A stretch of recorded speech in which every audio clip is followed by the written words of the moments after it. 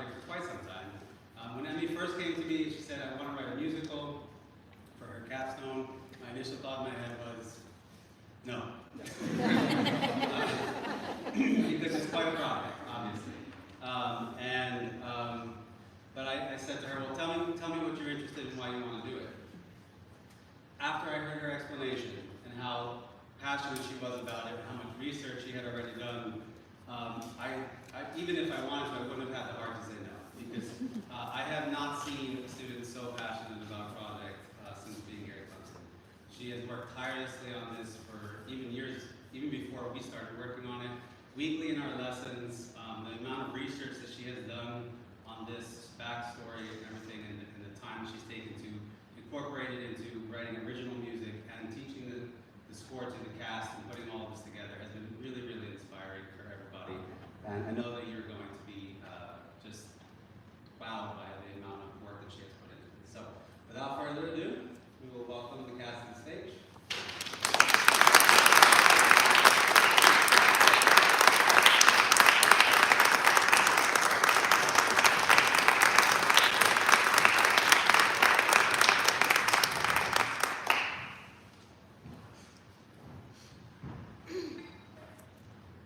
Hello, and welcome to the stage reading of Elizabeth the Musical.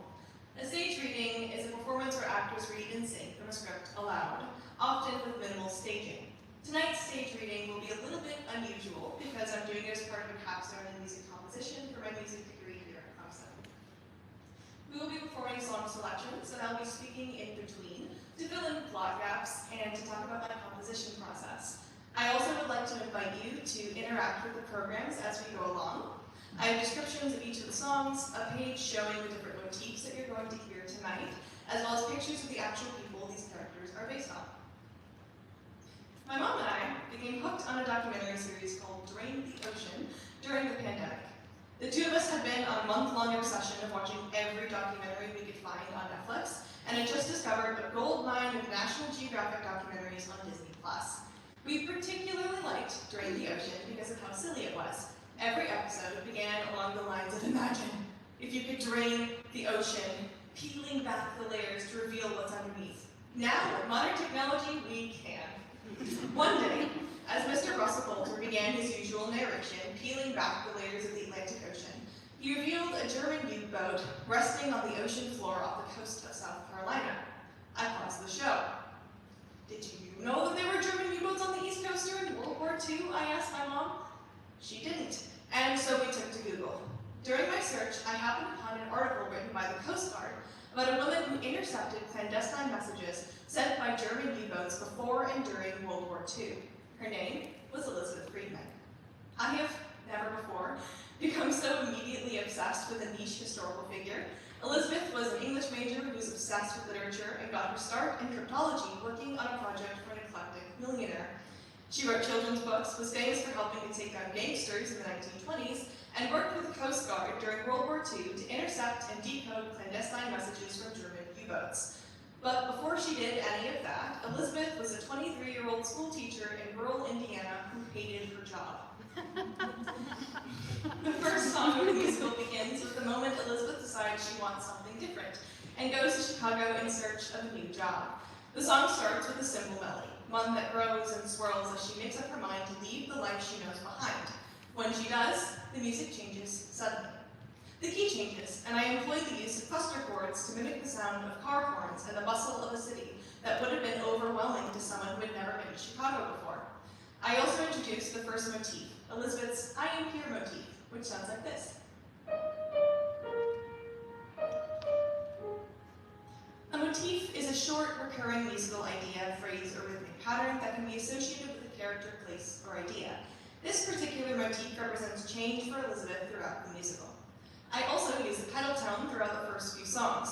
A pedal tone is a sustained or repeated note, typically in the bass, that continues throughout a passage while the harmony above it changes. Because Elizabeth's life would come to revolve around finding patterns, it was important to me to not only put patterns into the music, but to have them grow more complex as the story unfolds. I use quick two-note pedal tones throughout the first few songs to both give the music a sense of urgency, but to also provide a place for Elizabeth to grow from. While Elizabeth is in Chicago, She stumbles upon the Newberry Library, which happened to be open to the public when she was there in 1916 because they had a copy of Shakespeare's first folio on display. She speaks to a librarian there who introduces her to a man named Colonel Fabian. Fabian was an eclectic millionaire who used his money to fund science experiments on his estate, Riverbank, which was a massive 300-acre property in Geneva, Illinois. His favorite project was run by a woman named Elizabeth Wells Gallup. Wells Gallup believed that she had discovered proof that Sir Francis Bacon had actually written Shakespeare's works. Francis Bacon was an English philosopher and statesman who lived during Shakespeare's time and had a much higher degree of education than Shakespeare did. He also wrote a bilateral cipher, which was a means of hiding secret messages with the use of two fonts.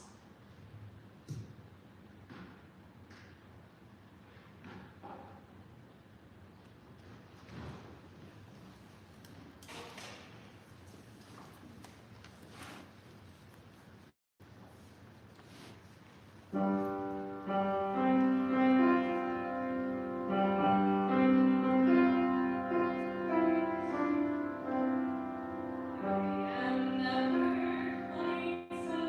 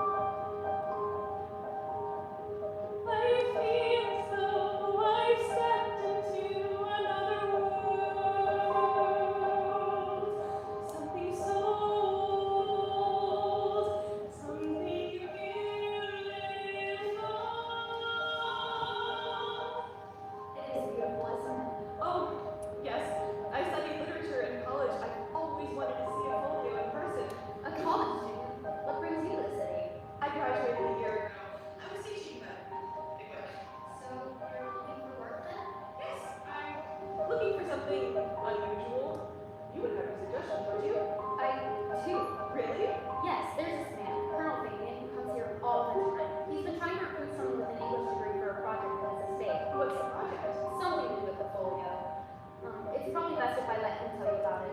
Shall I call him up? Well, yes, I wish you would, please. I'll be right back. Will you come out to Riverbend and spend the night with me? Sir, I thought I did this today. Well, never mind that. We can supply that. Come with me. Welcome to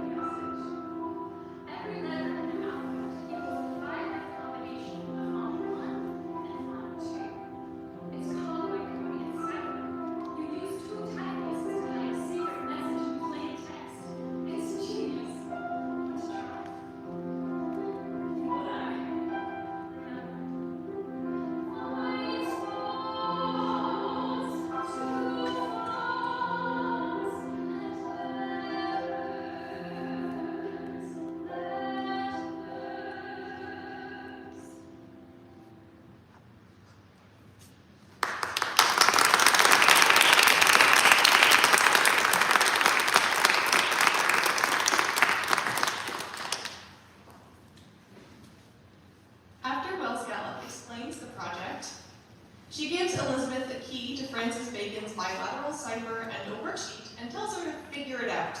If you look in your program on page 9, I have shared the key to the cipher that Elizabeth likely would have received. This next song, the worksheet, begins with a melody you just heard in hidden text, which sounds like this.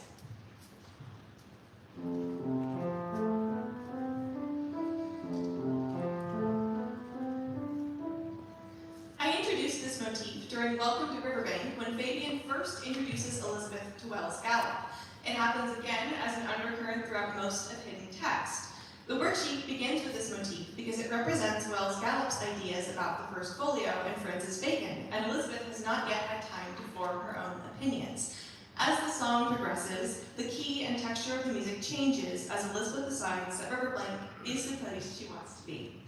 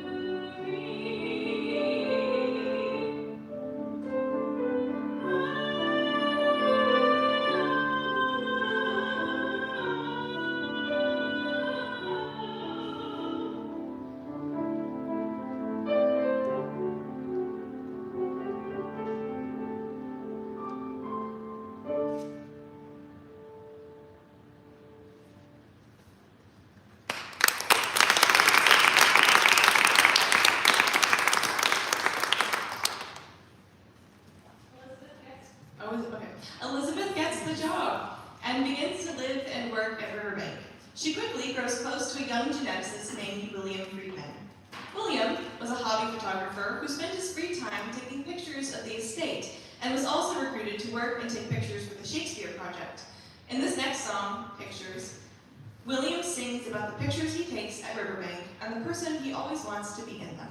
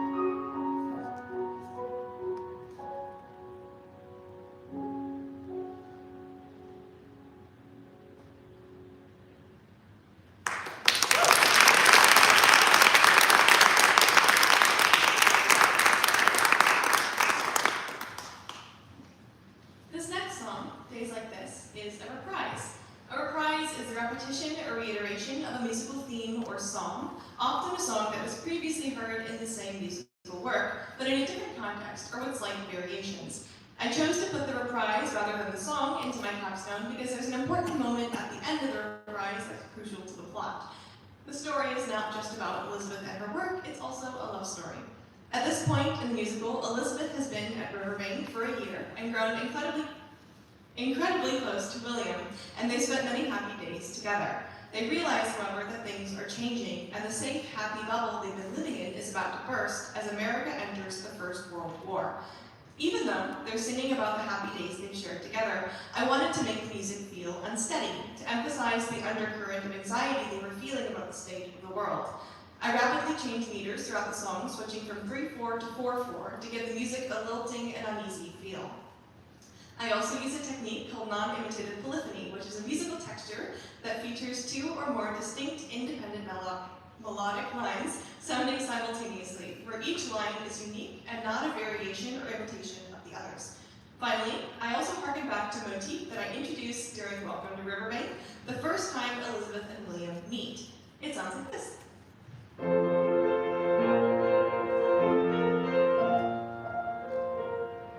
This musical idea shows up in a couple of different forms throughout the musical, but it always represents Elizabeth and William's bond and relationship with one another.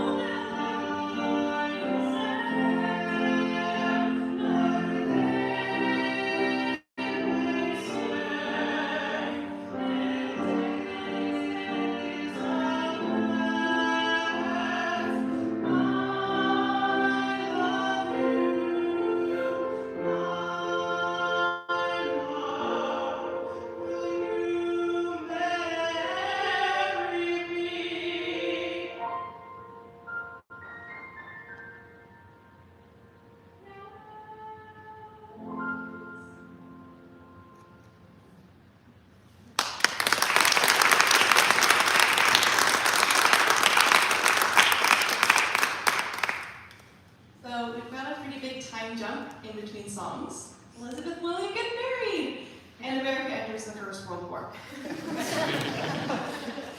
Fabian realizes that the Shakespeare team at Riverbank happened to be the only people in America working on decoding ciphers, a skill that would soon be in high demand.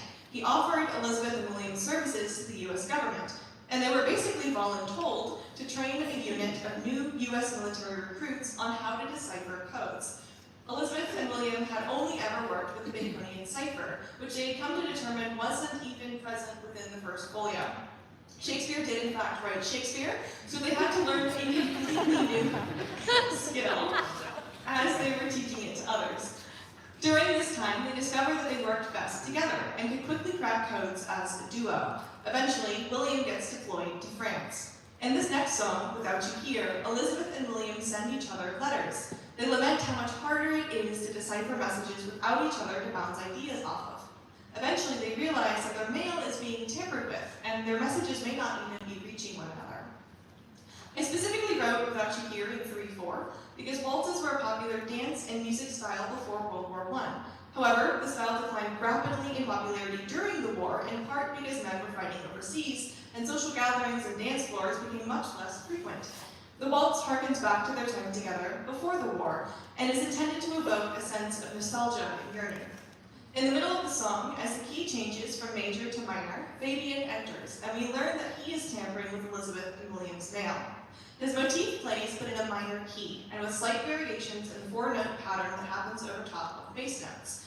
Fabian's motif, which you hear throughout most of Welcome to Riverbank, sounds like this.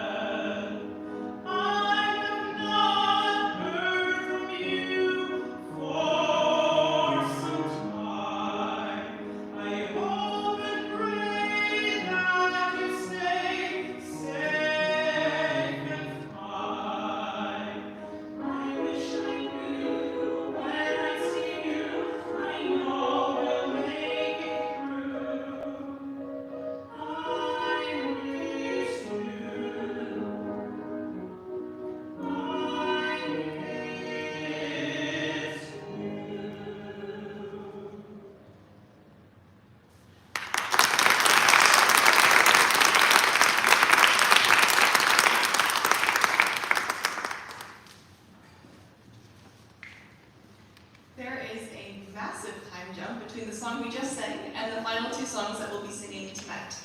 Every song you've heard so far has been from Act 1, and I really wanted to include some songs from Act 2 in my capstone.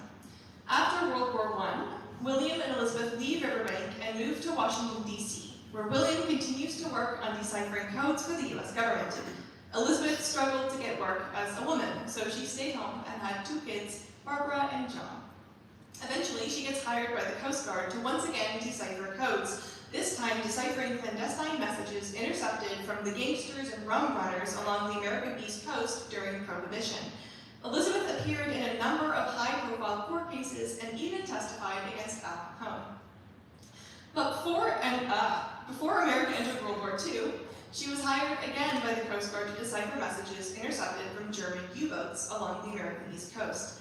At the same time, her husband William was working on a separate project deciphering the Japanese code Purple. Just before America entered World War II, William's team had cracked enough of Code Purple to know that Pearl Harbor was going to happen, they just didn't know when. In the next song that we'll sing today, How Was Work Today?, Elizabeth and William navigate living with the burden of top secret knowledge that they can't share with one another. Even though they are singing the same words, they are talking about different things. William trails off and stops singing before the end of the song. I did this to emphasize how difficult the pretense of a normal conversation was for him. After this song, he has a nervous breakdown, stops speaking completely for fear of accidentally sharing top secret information, and ends up in the hospital. In the final song I'll sing tonight, Pretend, Elizabeth visits him and reassures him that everything will be okay.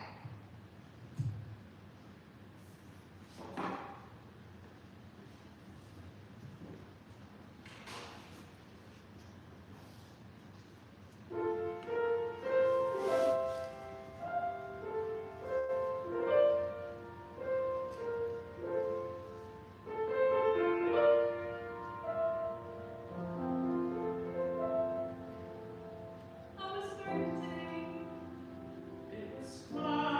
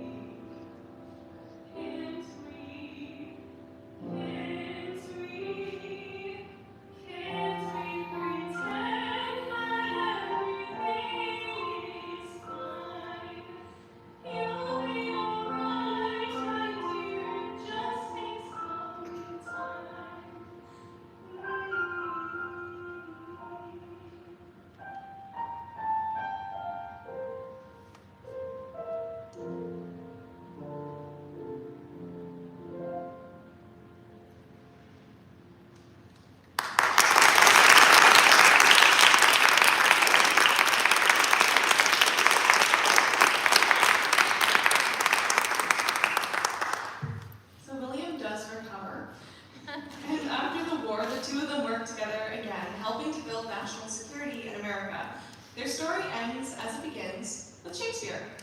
In their old age, Elizabeth and William write a book together called The Shakespearean Ciphers Examined, where they thoroughly disprove the theory that Francis Bacon might have written Shakespeare.